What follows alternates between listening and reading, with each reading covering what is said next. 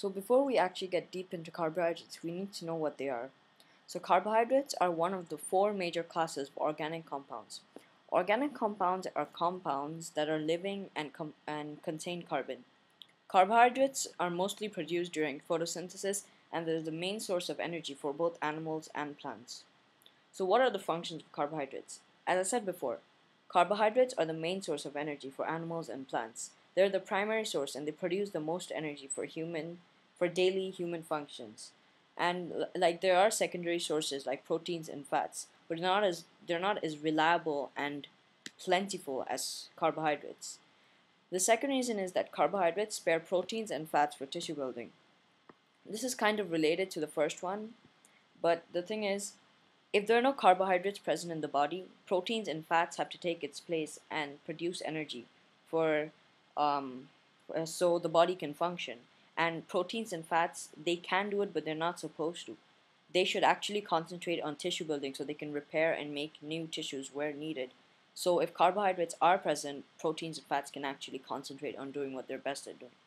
Also, carbohydrates maintain the health of intestines. For example, when you, I think it's cellulose. When you eat cellulose, I think it gives the small intestine kind of a workout, so it actually stays in shape, like it's almost like human body.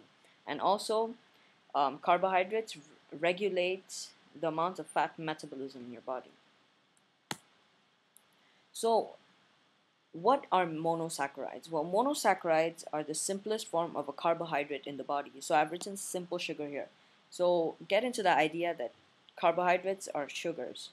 So for example, here we have glucose plus sugar is monosaccharide. There could be others like fructose plus sugar could be monosaccharide, or galactose plus sugar could be monosaccharide. Well, the most common monosaccharide found in the human body is glucose. The reason why monosaccharides are so important is because they're the building blocks to everything, such as disaccharides and polysaccharides that we're going to learn about. Without monosaccharides, the body won't be able to produce the poly and disaccharides that are needed for other functions that the monosaccharide can perform. And the monosaccharide is the basic energy the body needs.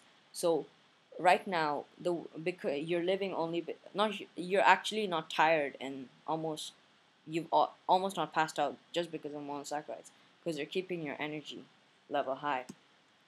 So what is a disaccharide? Well, di means two, mono means one, so logically it means that a disaccharide is when two monosaccharide residues are put together. They're put together by a reaction called condensation reaction, and this happens because of the loss of water. Here you have a picture of glucose and fructose becoming sucrose after they've lost water.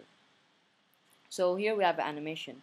So the water goes out, the glucose and the fructose, they come together.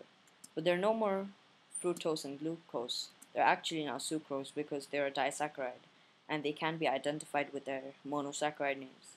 The way a disaccharide becomes two monosaccharides is called hydrolysis.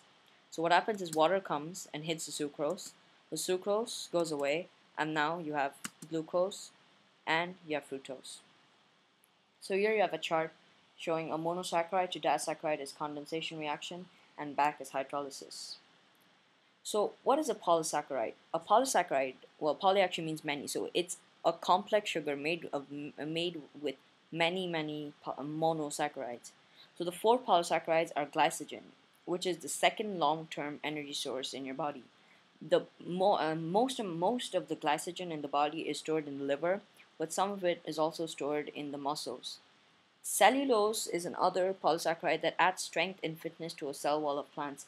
It supports and protects the cell wall of plants and also strengthens it, like I've written.